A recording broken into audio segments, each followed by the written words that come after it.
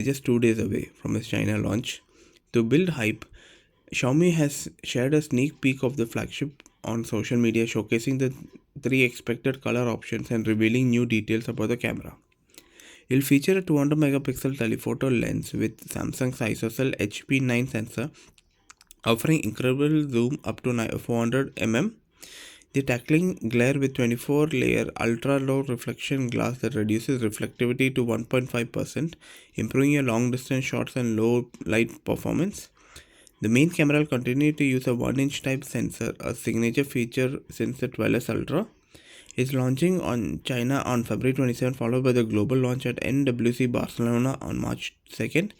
Stay tuned for more details. It's coming in three colors. One is white, black, and one is the iconic color for Leica, which is a mixture of white and black with leather texture. It's going to remember the 100 years of Leica camera.